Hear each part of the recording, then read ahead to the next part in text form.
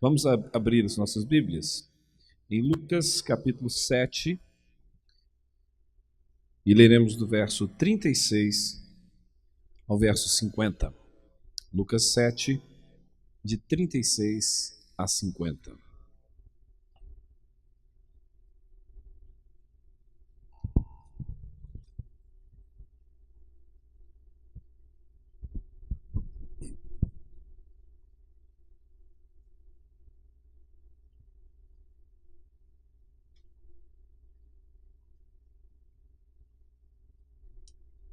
Lerei o texto nos diz assim: Um dos fariseus convidou-o para comer com ele, e entrando em casa do fariseu, reclinou-se à mesa.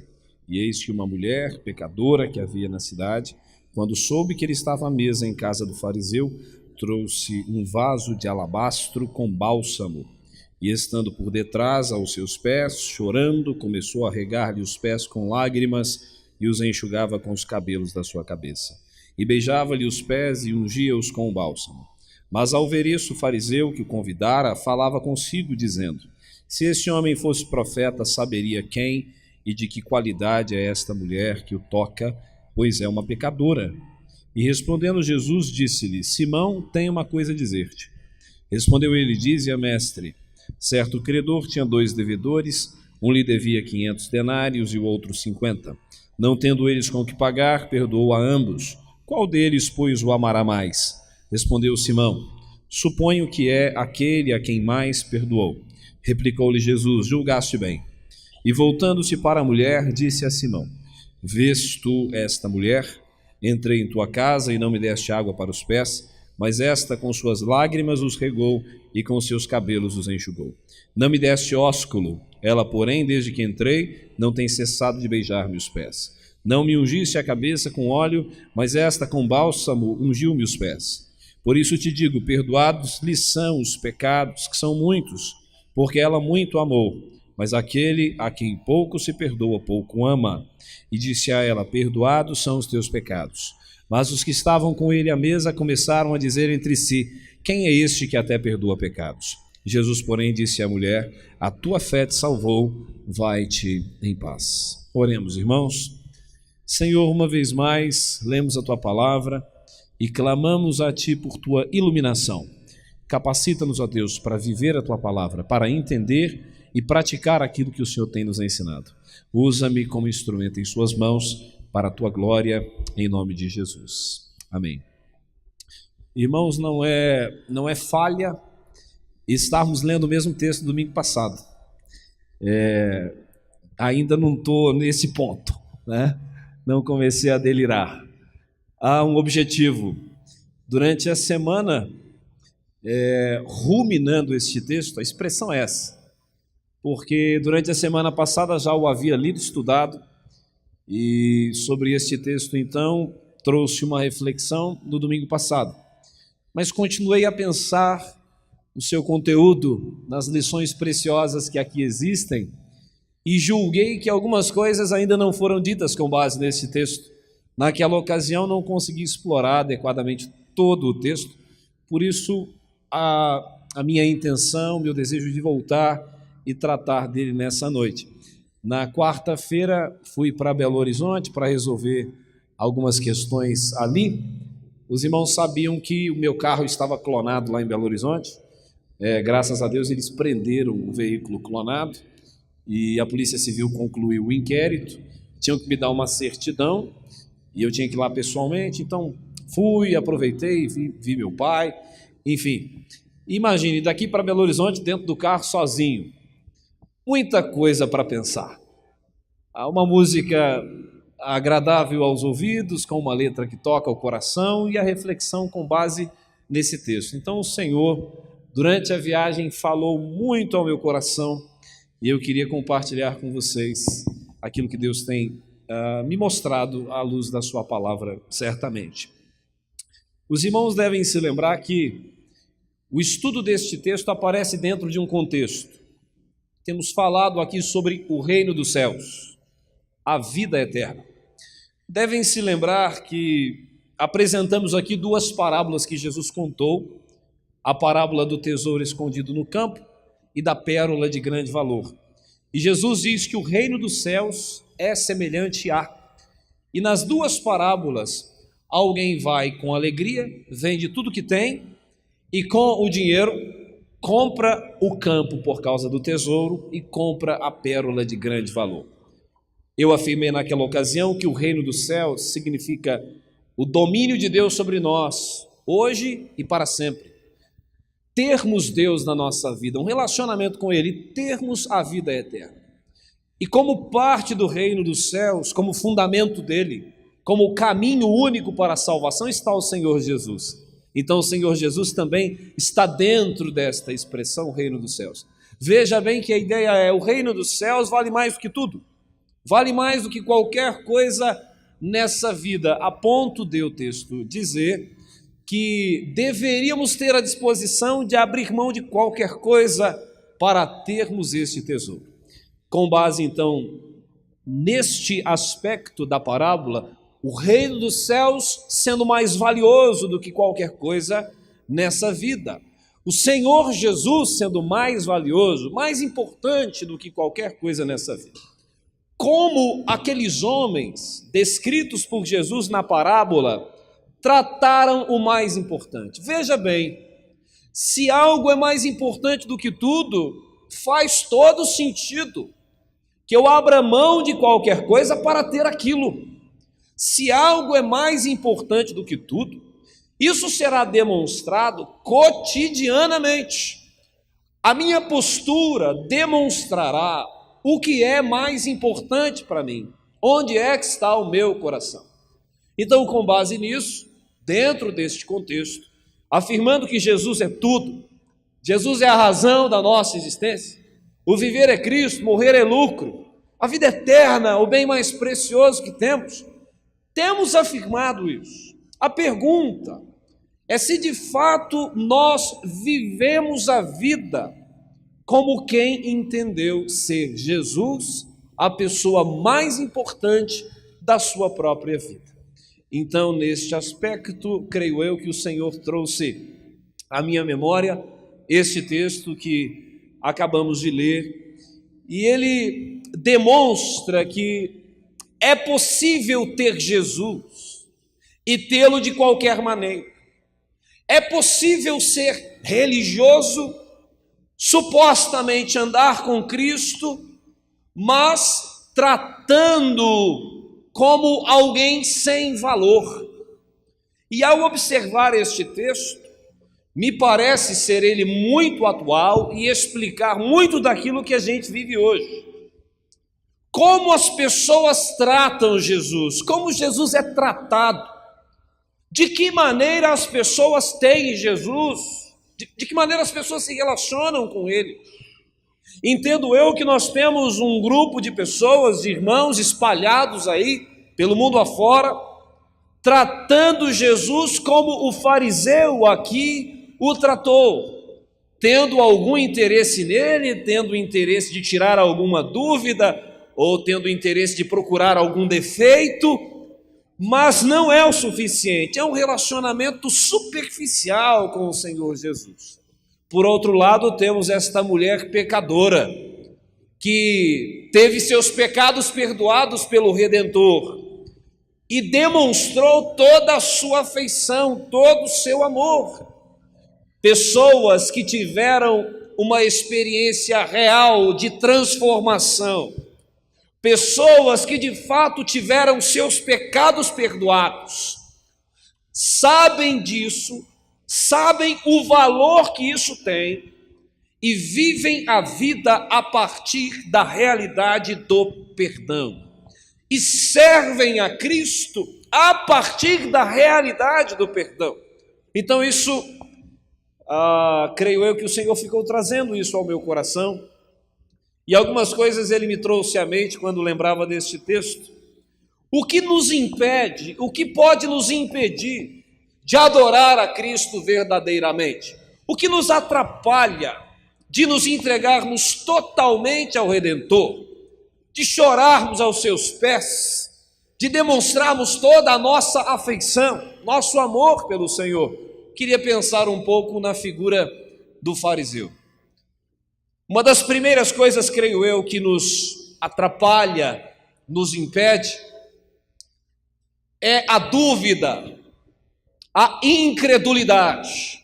A dúvida, a incredulidade são pedras de tropeço. Nos impedem de ter uma relação verdadeira e intensa com o Senhor Jesus. Com base em que estou fazendo a afirmação neste texto? A gente já havia falado sobre este aspecto especialmente. O fariseu Simão recebe Jesus na sua casa, e a pergunta que fica é: por que Jesus foi convidado para estar ali? Num determinado momento, quando a mulher pecadora entra, ou na verdade quando ela está derramando lágrimas sobre os pés do Senhor e beijando, o fariseu diz: se este fosse profeta, saberia quem, de que qualidade é esta mulher. Com base neste texto, infere-se que o fariseu havia convidado Jesus para ir até a sua casa, porque tinha algumas dúvidas, queria saber quem Jesus era, se era profeta ou se não era profeta. O fariseu era o religioso, mas ainda não tinha chegado a uma conclusão. Esse Jesus é o Messias, esse Jesus é Cristo mesmo, é o profeta enviado de Deus, é o Salvador. Havia em seu coração algumas dúvidas. Se eu não tenho certeza, convicção sobre quem Deus é, se eu me perdi a este ponto, como me entregarei a Deus se não estou certo de quem Ele seja, se não tenho convicção sobre Sua palavra, sobre Sua promessa? Então eu tenho um religioso com um certo tipo de incredulidade, dúvida sobre o Senhor Jesus. Eu disse hoje pela manhã, estou convicto disto, que um dos graves problemas da igreja na atualidade é a incredulidade, mesmo não admitida. Uma coisa que me chama a atenção também em relação ao passado, na época de Elias, você deve se lembrar, num determinado momento, Elias estava prestes a enfrentar os profetas de Baal, se reunindo contra eles no Monte Carmelo, e Elias faz uma pergunta para o povo, ou na verdade propõe uma questão para o povo. Elias diz assim: se Baal é Deus, segui-o; se Deus é Deus, segui-o. E diz o texto que o povo ficou calado. O povo ficou calado. Um povo com aquela história, que havia visto Deus operando sinais e prodígios, agora tem dúvida. Fica imaginando, alguém talvez pudesse imaginar que sequer existisse algum Deus, ou que Baal fosse Deus e Deus não fosse Deus. Eles haviam se afastado da verdade, estavam perdidos. E naquele momento, Elias tinha um duplo desafio. Elias tinha que alcançar os incrédulos de fora, os adoradores, os profetas de Baal, Acabe, Jezabel, mas também alcançar os incrédulos de dentro, pessoas que já não tinham mais certeza se Deus era Deus ou se Baal era Deus. Veja, a igreja continua ainda tendo o mesmo desafio: alcançar os incrédulos de fora e os incrédulos de dentro. É possível ser religioso e ser incrédulo, é possível frequentar uma igreja e ainda assim ser incrédulo, não ter certeza sobre quem Deus é. Tenho visto pessoas às vezes sendo assediadas pela incredulidade, quando sofrem muito, quando perdem um ente querido, diante de uma tragédia. Tenho visto pessoas blasfemarem contra Deus. O problema do mal, quando uma coisa muito ruim acontece, as pessoas começam a questionar: que Deus é esse? Que Deus é esse que permite essas coisas? Se Deus existe e Ele é bom, por que as crianças morrem dessa maneira? Por que tantas tragédias? Onde está Deus? Será que Ele existe mesmo? Será que Ele está perto ou Ele está distante? A incredulidade nos assedia, ela tenta tomar conta do nosso coração, e quando a gente não tem certeza de quem Deus é, uma fé sólida, firme, no sentido de que aconteça o que acontecer, eu sei em quem tenho crido, nada muda a minha convicção sobre Deus, sobre Jesus Cristo, coisas boas ou coisas ruins não provam a sua existência ou a sua inexistência. Escassez ou humilhação, ou, por outro lado, honra e abundância, estas coisas são indiferentes na minha vida, no sentido de que elas não determinam a minha fé no Senhor Jesus. Ele me deu uma fé firme, e isso precisa ser real na nossa vida, porque se isso não for assim, a gente vai ter dificuldade de adorar a Deus de verdade e de servi-lo na integridade do nosso coração. Quanto mais incrédulo é um coração, menos disposto ao serviço ele é. Quanto mais incrédulo é um coração, menos entrega existirá na adoração. Por isso, irmãos, a gente precisa ter essa convicção sobre quem Jesus é. Lembra-se daquele discurso duro de Jesus? As pessoas começam a ir embora e Jesus conversa com os discípulos perguntando também se eles queriam ir. E aí naquele momento há uma convicção de Pedro, uma fé bem sólida: Senhor, para quem iremos? Só tu tens as palavras de vida eterna. Vejam como é importante ter certeza das coisas, como é importante ter essa convicção sobre Jesus. Se eu sei quem Jesus é, como eu não posso servi-lo, sabendo quem Ele é? Se eu sei quem Jesus é, inevitavelmente, isso melhorará a minha dedicação a Ele, porque afinal de contas, eu sei em quem tenho crido, e o Simão não tinha lá muita certeza sobre quem Jesus era. E o Simão passou da dúvida para a certeza, mas não para uma boa certeza, para uma convicção equivocada. Quando a mulher toca Jesus, o Simão chega à seguinte conclusão: se ele fosse profeta, saberia quem e de que qualidade é esta mulher. Se no início Simão não tinha certeza se Jesus era profeta ou não, nesse momento ele acabou de concluir: ele não é profeta. Ele não é profeta. Ele não é Deus coisa nenhuma. Ele não é onisciente. Ele não conhece os corações. Porque se conhecesse, saberia quem e de que qualidade é esta mulher. Quando na dúvida, em cima do muro, a gente cai para o lado errado. Quando na dúvida, a gente conclui o que não deveria concluir. Quando diante de uma situação, avaliando aquilo que está diante de nós, usando a inteligência, a gente conclui errado. Gente que já chegou à seguinte conclusão: na verdade, Deus não é Deus coisa nenhuma.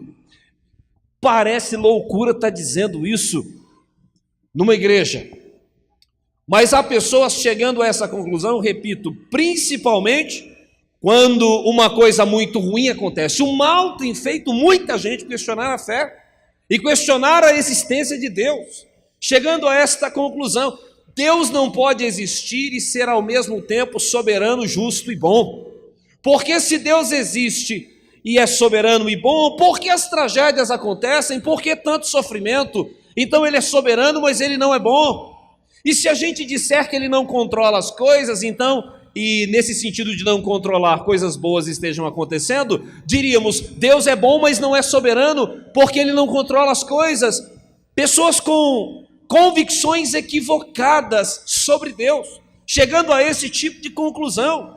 Uma convicção distorcida sobre Deus tem gerado impacto na vida de serviço de muitos crentes. Veja bem, uma coisa é ter dúvidas sobre quem Deus é não ter mais aquela fé vigorosa, é estar cheio de interrogações no coração. Outra coisa é ter chegado a conclusões equivocadas sobre Deus, ou já dizendo que Deus não é isso, que Deus não é aquilo outro, que Ele não poderia ser soberano, justo e bom, que Ele não é onisciente, que o Senhor Jesus não é profeta, ou chegando a conclusões absurdas. E nós temos visto esse tipo de coisa acontecer. E acrescento um outro aspecto: às vezes a afirmação de que Deus não existe não é feita com a boca, ela é feita com a vida. A gente vive como se Deus não existisse, não porque a gente afirma estas coisas, mas porque cotidianamente Deus já não faz mais parte da nossa vida, da nossa família, dos nossos negócios, dos nossos projetos. Deus não é consultado em relação a nada que a gente venha fazer. Deus não é buscado quando Ele deveria ser buscado. A honra não é atribuída a Ele. Chamaríamos isso de ateísmo prático. Pessoas que afirmam com a boca a existência de uma divindade, mas negam a existência dessa divindade pelo modo como se comportam, pela vida que levam. Então, veja bem, se você não tem certeza de que Deus seja isso ou aquilo, de que Ele seja exatamente o que a Bíblia diz que Ele é, como você vai adorar se você não sabe quem Deus é? Se você perdeu a noção. Por outro lado, se você chegou à convicção equivocada, distorcida sobre Deus, se a sua fé não coincide com aquela da Escritura, se você nega a existência de Deus cotidianamente pelo modo como vive, como você irá adorar a Deus verdadeiramente? Então, penso eu que as dúvidas, as incertezas sobre Deus nos impedem de adorá-lo verdadeiramente e de dar a Ele o valor devido. Convicções distorcidas ou a certeza de que Deus não é Deus nos impedem também de adorá-lo, de servi-lo apropriadamente. E de acordo com esse texto, não para por aí. Simão tinha um outro problema que o impedia de adorar a Cristo apropriadamente: arrogância, justiça própria, orgulho, prepotência, superioridade. Simão diz assim: se ele fosse profeta, saberia quem e de que qualidade é esta mulher, nos fazendo lembrar da parábola do fariseu e do publicano, porque de acordo com a parábola, o fariseu orava de si para si mesmo e dizia: Pai, graças te dou, porque não sou como os demais homens, adúlteros e roubadores. Pelo contrário, eu dou o dízimo de tudo quanto tenho, jejuo 2 vezes por semana. O fariseu se considerava superior a qualquer outra pessoa. Ele é santo, ele é justo, o resto é que não vale nada. Irmão, se a gente tenta se aproximar diante de Deus dessa maneira, se a gente chega perto de Deus achando que a gente é bom, que a gente é justo, que nós somos melhores do que as outras pessoas, que os pecadores estão lá fora, que não estão aqui dentro, a gente não consegue adorar a Deus com o coração cheio de arrogância, irmãos.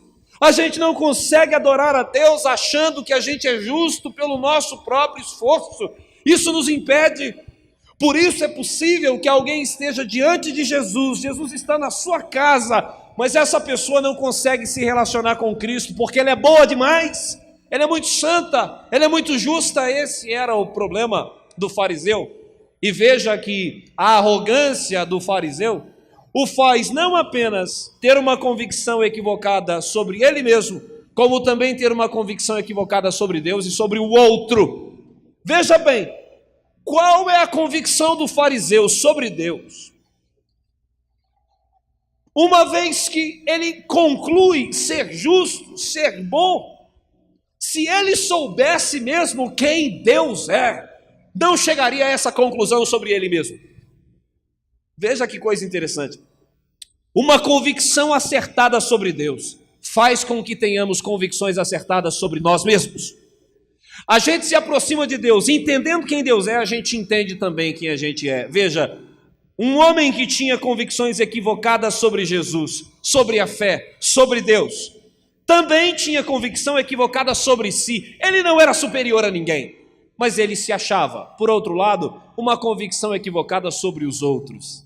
O prepotente, arrogante que despreza os outros, que acha que os outros não são dignos, que acha que Jesus tinha que despedir aquela mulher, que ele não poderia se deixar tocar por ela, porque ela era uma mulher pecadora, e os pecadores não devem estar com Jesus. Como Jesus recebe pecadores e come e bebe com eles? Como Jesus pode se deixar tocar por esta pecadora? Como o santo de Deus pode ser tocado por uma pessoa pecaminosa? Na cabeça do fariseu não fazia sentido.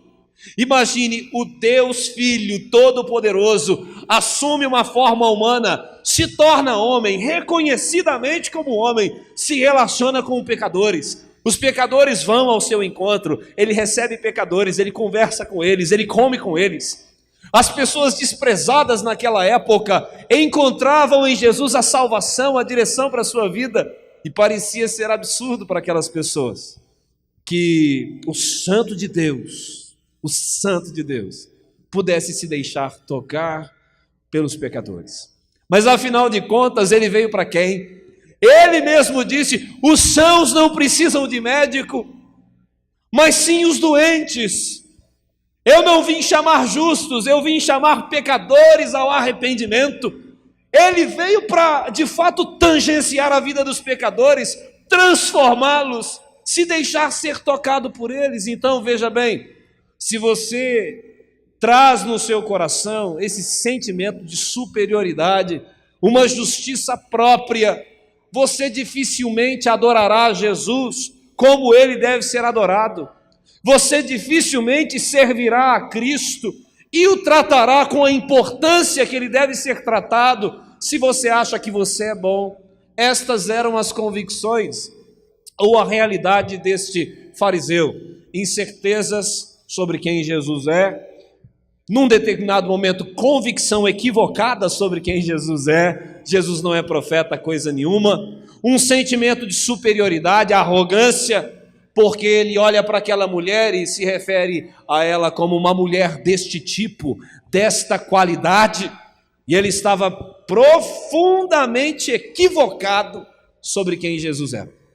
Veja como Jesus já começa a desconcertar o fariseu, porque o fariseu fala consigo mesmo. Ele não verbalizou aquilo. Isso estava no seu íntimo. E Jesus, conhecendo-lhe o coração, começou a falar com o Simão, discorrendo exatamente sobre coisas que ele não tinha dito, coisas que ele não tinha verbalizado, coisas que estavam no seu coração. Ele havia concluído que Jesus não era profeta. Imediatamente após essa conclusão, Jesus começa a demonstrar que era profeta, que era Deus Todo-Poderoso, que era onisciente, porque começa a se opor às inclinações do coração daquele fariseu e revela, na verdade, toda a maldade daquele homem e passa a lhe dar uma grande lição, principalmente considerando o contexto em que esta mulher pecadora estava ali ungindo os pés de Jesus, beijando, chorando.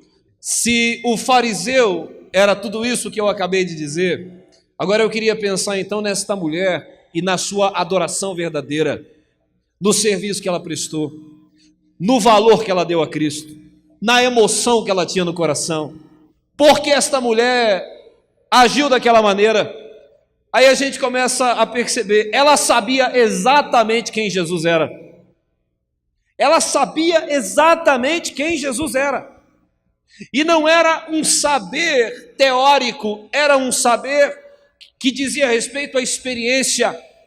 Ela sabia de Jesus como quem tinha experimentado dele, não como quem fala de um Deus distante, mas de um Deus presente, que se envolve, que se relaciona, que transforma. Ela não tinha dúvida sobre o fato de ser Jesus um profeta ou não, ela sabia que ele era. Não tinha dúvida sobre ser ele o Messias ou não, ela sabia que ele era o Messias. Não tinha dúvidas de ser ele o Salvador ou não, ela sabia, Jesus é o Salvador. Quem sabe de verdade quem Deus é, dará a ele a devida importância. Quem sabe quem Jesus é de verdade, saber este relacional, o servirá de todo o coração, se derramará diante dele. Quando olho para a minha vida, para a igreja do Senhor, para a nossa igreja, eu tenho percebido que talvez seja este o nosso problema. Perdemos a noção de quem Cristo é verdadeiramente e precisamos retomar essa convicção. Me lembro que assim que cheguei na igreja de Pirituba, falei aqui sobre Efésios, Epístola de Paulo aos Efésios, e uma das coisas que Paulo diz aos Efésios é que ele orava por eles, para que Deus desse a eles espírito de sabedoria, para que eles entendessem quem Cristo era. saber de verdade quem Jesus é, não apenas na teoria, na prática, é indispensável para a saúde de uma igreja, para que haja serviço nesta igreja, para que haja adoração verdadeira. É necessário que haja uma convicção bíblica certeira sobre a pessoa e a obra de Jesus. E o que a Escritura mostra é que esta convicção verdadeira sobre Cristo não é obtida quando se investiga, curiosamente, num livro de teologia. Não é apenas pelo esforço de conhecer, lendo, não, é um milagre de Deus. É uma coisa que a gente precisa pedir a Deus. Deus, mostra-nos quem é teu filho de verdade. Nos dê uma convicção acertada sobre quem ele é. Uma convicção no mais profundo da nossa alma, de maneira que a gente saiba quem Jesus é, não apenas porque ouviu falar ou tem algum conhecimento teológico sobre ele, mas porque ele habita o nosso coração, não um Cristo distante, não o Cristo que está à direita de Deus tão somente, mas o Cristo que está conosco, o Jesus que está na nossa vida, o Jesus que ressurgiu dentre os mortos e não é uma pessoa do passado, é uma pessoa viva do presente. A gente precisa ter essa certeza, essa convicção sobre quem Jesus é. E essa mulher sabia. Com certeza ela sabia quem Jesus era. Por isso estava chorando aos seus pés. Por isso estava derramando lágrimas. Por isso quebrou o vaso de alabastro e derramou precioso perfume sobre ele. Sabe o que é que eu pensei enquanto estava viajando durante a semana? Eu fiquei pensando assim, meu Deus, tenha misericórdia da minha vida e dos meus irmãos, porque a julgar pelo modo como tratamos Cristo hoje, imagino eu que se a gente chegar um dia no céu e a gente estiver bem diante dele, a gente nem vai saber o que fazer. Fiquei pensando sobre isso, falei, Senhor, para quem te trata como valendo tão pouco nessa vida, o que fazer no céu? Porque o melhor do céu é o Filho de Deus. O melhor do céu é o Filho de Deus. Falo por mim, estou falando por mim. Se isso não se aplica a você, louvado seja Deus, continue crescendo. Mas fiquei pensando, meu Deus, eu não posso tratar o seu filho desse jeito. Porque, de acordo com a sua palavra, quem trata Jesus desse jeito é quem ainda não nasceu de novo. Quem trata Jesus como valendo menos do que qualquer coisa nessa vida, não é gente que vai morar no céu. Não adianta dizer que eu vou morar no céu se trato Cristo como não valendo muita coisa. Se Cristo vale menos do que as coisas dessa vida, de maneira a receber sempre menos de nós, nosso tempo, nosso vigor, se essa é a realidade, meus irmãos, eu tenho chegado a essa conclusão, Senhor, não nascemos de novo ou nascemos e a gente está quase morrendo de novo. Qual é o nosso problema? Mas pastor, essa é a realidade? Eu falei, irmãos, lembro que quando eu cheguei aqui, falei de um livro para vocês, A Revitalização da Sua Igreja Segundo Deus. Um pastor norte-americano foi pastorear uma igreja que tinha umas 60 pessoas, e disse ele que quando chegou lá e foi pastorear a igreja, foi ter uma reunião com o conselho, e ficou claro para ele que dos 5 presbíteros, 3 não eram crentes. Um morreu e o outro viajou a trabalho, mudou de cidade. Essa era a realidade do... Mas como? Presbíteros não crentes, pastores não crentes. Me lembro de uma reunião do presbitério. Quem já foi reunião do presbitério sabe que às vezes o presbitério quer mandar um pastor para uma igreja e aí pergunta às vezes para o representante da igreja que está lá se pode mandar o fulano. Um presbítero falou assim para o pastor que perguntou para ele, pastor, pode mandar qualquer um, desde que seja crente. Quando ser crente tornou-se requisito para o envio de um pastor para determinada igreja. A que ponto chegamos? Lideranças religiosas não crentes, pessoas que governam as igrejas, mas não conheceram ainda quem Jesus é, ainda não nasceram de novo. Isso é real, isso é real. E aqui não estou falando como quem é superior a ninguém, não é isso. Estou descrevendo a situação, essa é a realidade. Presbíteros não crentes, pastores, diáconos, membros das igrejas, pessoas que não nasceram de novo ainda. Esse pastor, ao assumir aquela igreja, decidiu falar sobre isso, salvação, encontro com o Senhor Jesus, e disse ele que pregou um sermão e combinou com a organista para ela fazer um fundo musical, porque ele ia fazer um apelo. E depois de pregar, no momento do apelo, não teve música. E aí ele foi procurar a organista, ela estava diante dele, dizendo assim: faz 9 anos que eu sou organista dessa igreja e eu ainda não tive um encontro pessoal e transformador com o Senhor. E eu quero ter isso nessa noite. Eu quero entregar a minha vida ao Senhor. Quero rededicar a minha vida ao Senhor. Naquela noite, não apenas aquela mulher, vários irmãos daquela igreja foram à frente e fizeram a mesma coisa. E o curioso no livro é que o pastor conta que um diácono da igreja chegou perto dele, diz ele que o diácono era alto e forte. Chegou perto dele na porta e disse assim: o que o senhor acha que o senhor está fazendo? Imagina alguém muito forte te confrontando dessa maneira. Ele disse: eu estou pregando o evangelho e as pessoas estão se rededicando ao Senhor.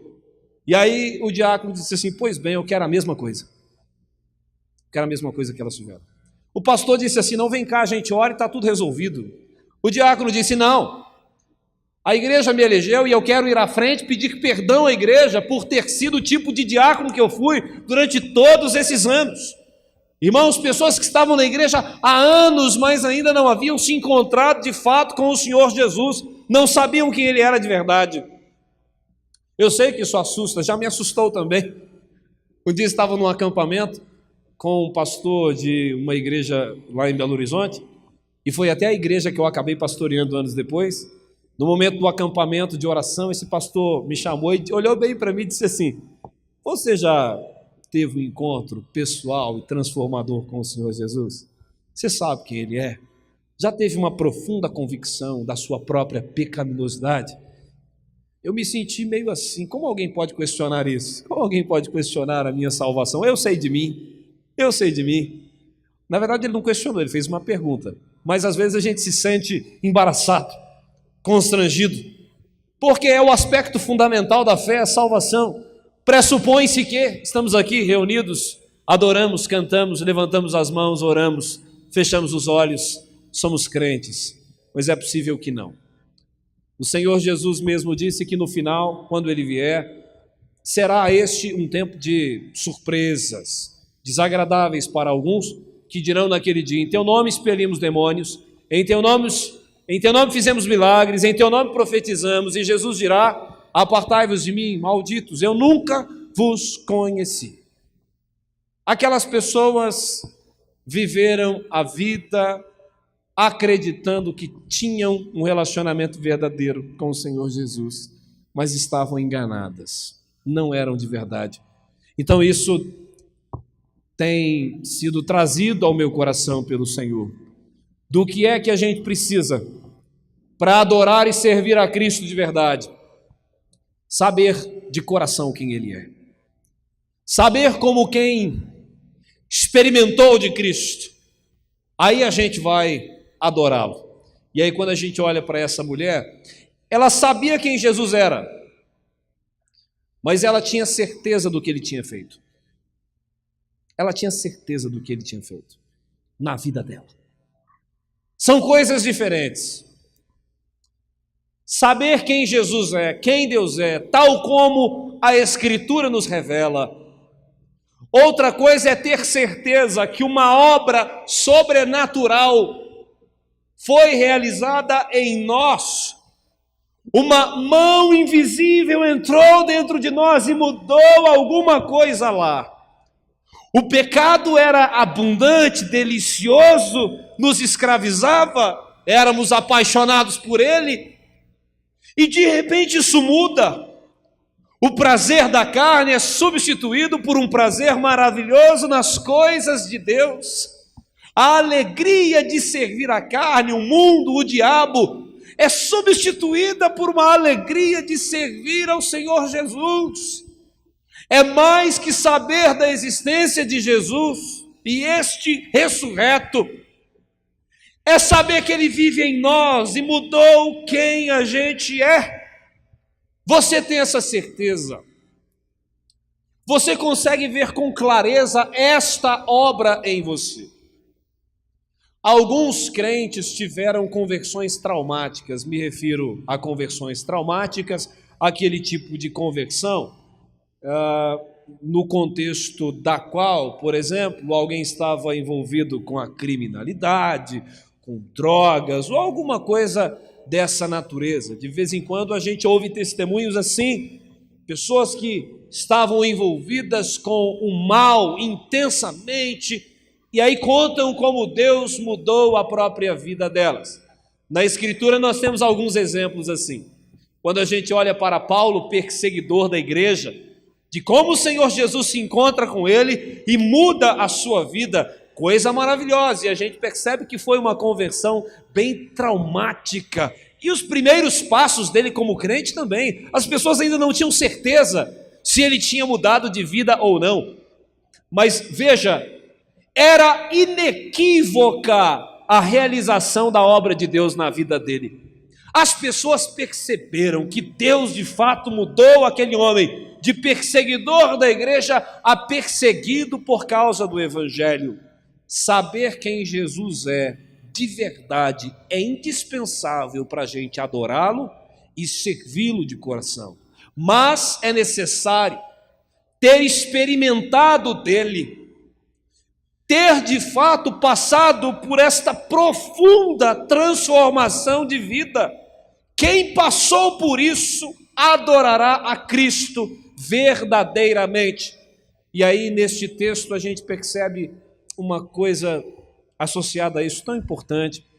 Jesus disse que os pecados daquela mulher, e Jesus ainda diz que são muitos, foram perdoados.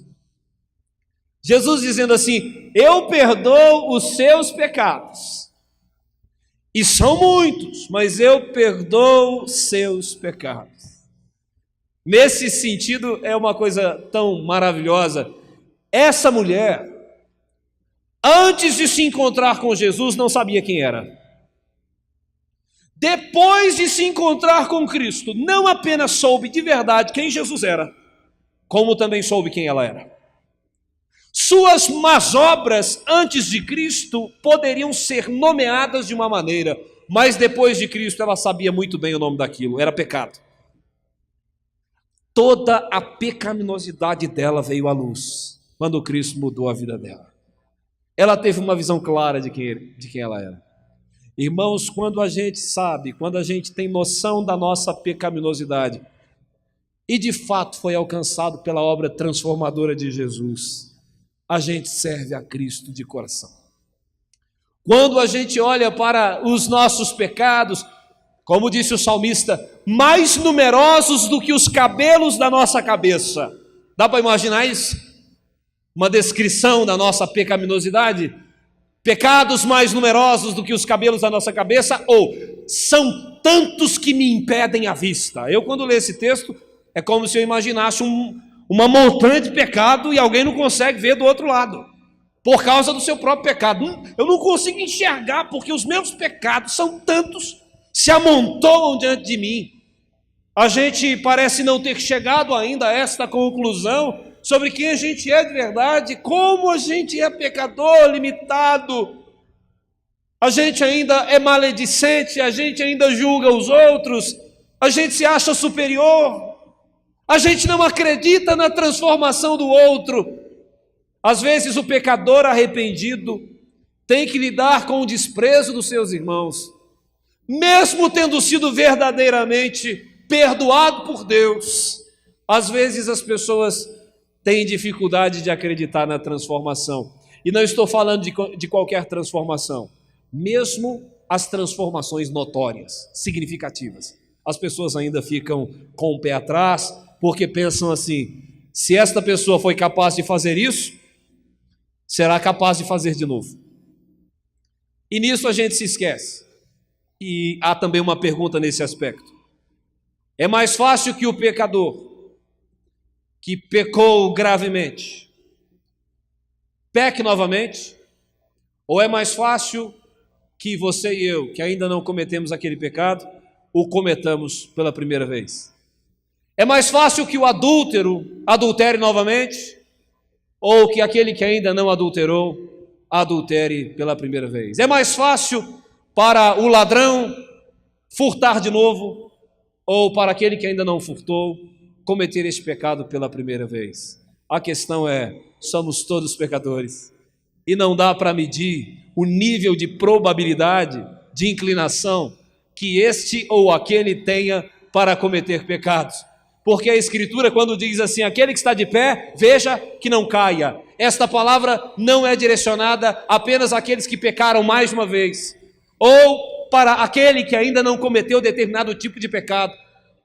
Aquele que está de pé, veja que não caia. Isso é dito para todas as pessoas, porque nenhum de nós está acima disso. E quando pensamos assim, revelamos que a gente ainda não entendeu muito bem quem a gente é e quem Deus é. Somos todos pecadores. Os nossos pecados são muitos, mais numerosos do que os cabelos da nossa cabeça. São tantos que nos impedem a vista. E se a gente sabe o que de fato o pecado é, e o salário do pecado, se a gente conhece, porque a Escritura diz que o salário do pecado é a morte, a gente vai entender, ainda que não completamente, a grandeza de ter sido perdoado. A grandeza de ter sido perdoado. Na Escritura, a gente encontra registros de pessoas que estavam enfermas, procuraram a Cristo, receberam a cura, mas foram salvas. Eu fico imaginando nestas histórias que é maravilhoso receber a cura física. Imagine o coxo, agora pode andar, o cego agora pode ver. Coisa maravilhosa. Imagine a felicidade do cego ao voltar a enxergar. Mas você percebe que estas pessoas, ao serem salvas, se alegravam mais na salvação recebida. Enxergar é uma bênção. Quando isso decorre de um milagre de Deus, é uma bênção. Enxergar com estes olhos é uma bênção. Mas enxergar espiritualmente, irmão. Tem tanta gente que enxerga perfeitamente nesse mundo, ouve sem dificuldade, mas vive em cegueira espiritual. E como é lamentável viver sem enxergar de verdade. O que eu estou dizendo é, o perdão dos nossos pecados é esta obra bendita de Deus em nós. Isso vale mais do que tudo. Se nos perguntássemos, então, por que as pessoas estão assim? Por que não servem a Cristo? Por que a igreja não avança? Parece que a gente não entendeu a grandeza de ter recebido de Deus o perdão dos nossos pecados. Quem foi perdoado e entendeu a grandeza do perdão que recebeu, agirá semelhantemente a esta mulher, ainda que com as suas particularidades, servirá a Deus, se dedicará a Ele de coração, porque recebeu o perdão. Como eu disse a vocês, Jesus deixa claro isso ao contar uma parábola, porque ele fala de um credor que tinha 2 devedores, um devia mais, o outro menos, e Jesus pergunta para o fariseu, qual destes devedores perdoados amará mais o seu credor? E o fariseu responde corretamente, aquele que teve a dívida maior perdoada, o amará mais. A ideia de Jesus neste contexto era dizer o seguinte, veja bem, a dedicação, o amor, o serviço, a adoração, tudo isso é oferecido a Cristo, tão somente por aquele que recebeu Jesus em sua vida. Aquele que teve os pecados perdoados, servirá a Deus dessa maneira.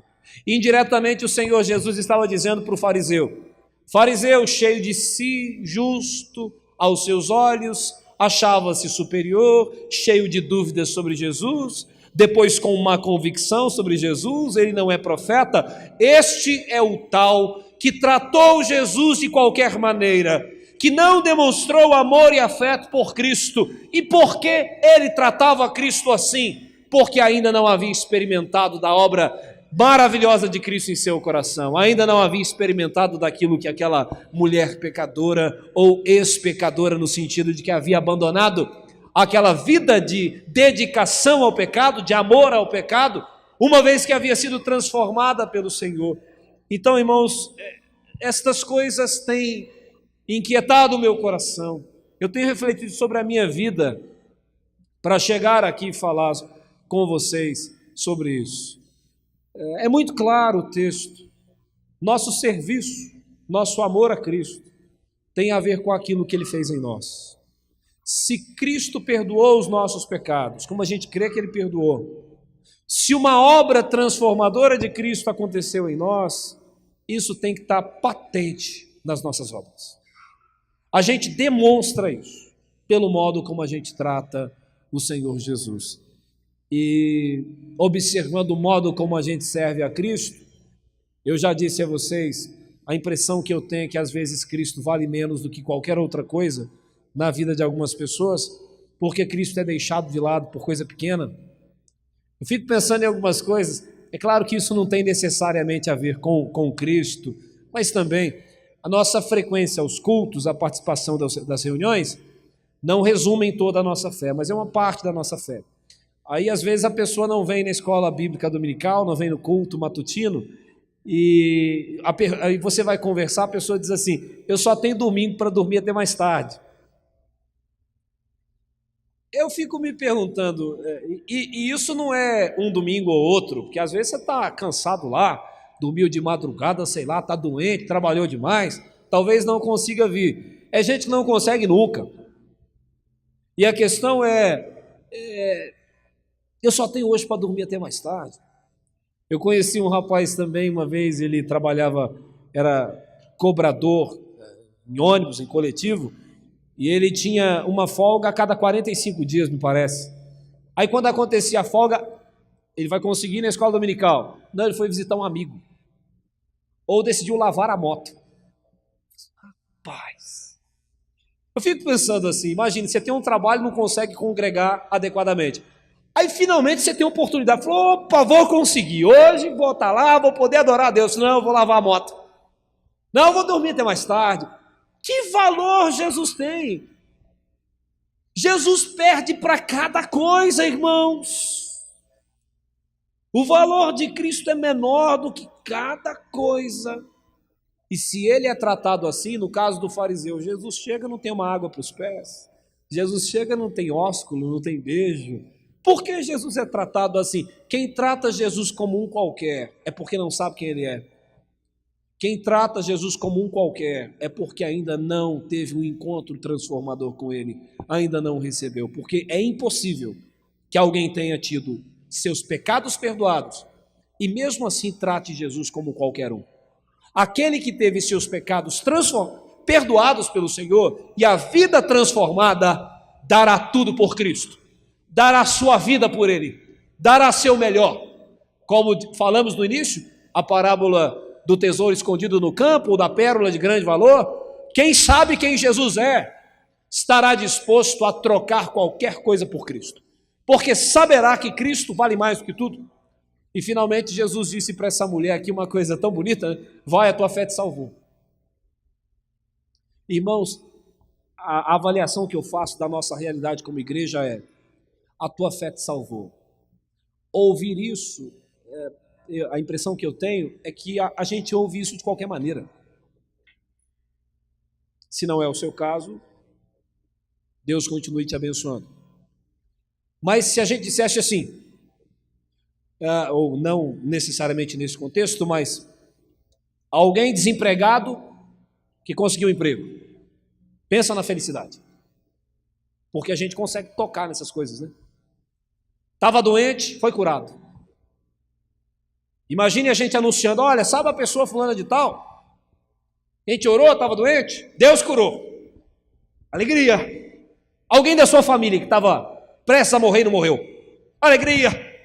Agora imagine essa mesma pessoa, que não é crente, e ela finalmente é alcançada pelo Senhor Jesus. Veja bem, tem gente que não se alegra mais por isso do que pelas outras coisas.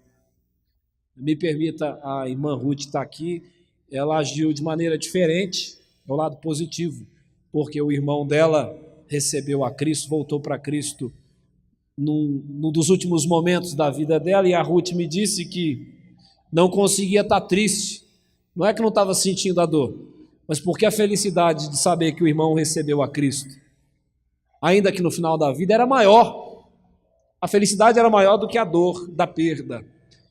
Como a Ruth, há outros irmãos e irmãs que entendem isso, que de fato conseguem ver que a salvação é a coisa mais importante que a gente tem. Mas eu tenho visto que seja eu ou você, a gente às vezes não faz isso o tempo todo. A gente não vive como quem dá à salvação recebida de Cristo o maior valor. E a gente se alegra por outras coisas. E nesse sentido me lembro de uma coisa que aconteceu com os apóstolos, porque Jesus deu a eles autoridade para expelir demônios. Eles saíram, expeliram demônios e voltaram para Jesus felizes da vida. Senhor, os espíritos se nos submetem pela tua palavra.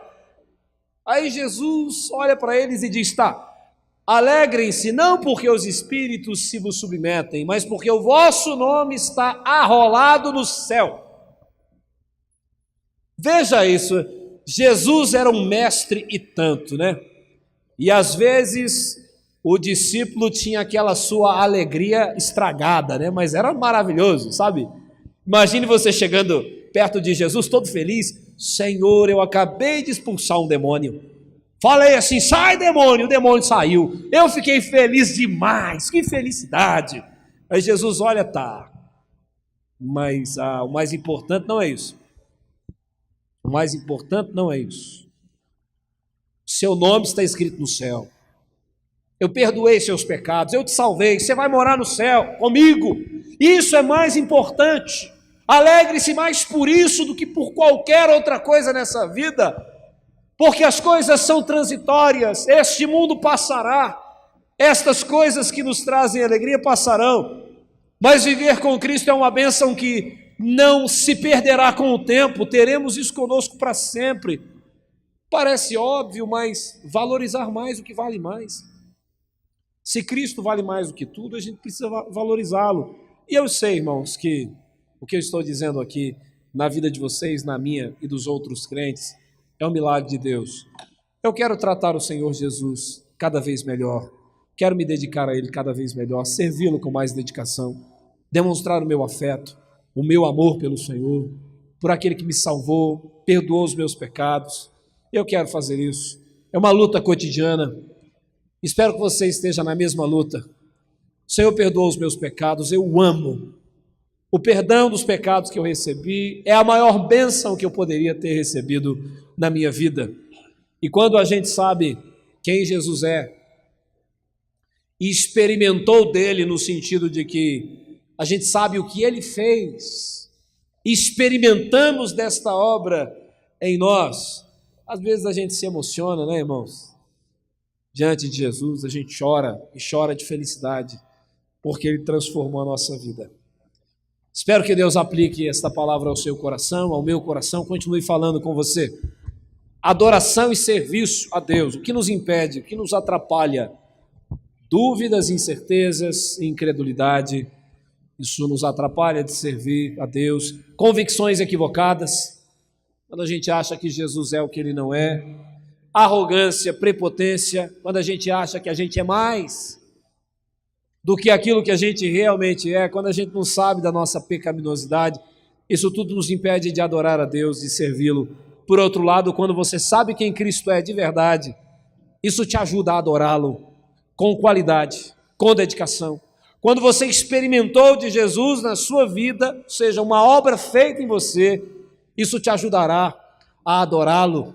Se você tem convicção de que foi perdoado, experimentou o perdão de Deus, a salvação de Deus, você irá adorá-lo, dedicará a sua vida a Ele, dando o seu melhor. Que Deus nos ajude a adorá-lo assim, como Cristo merece ser adorado. A Ele seja toda honra, toda glória, todo louvor, em nome de Jesus.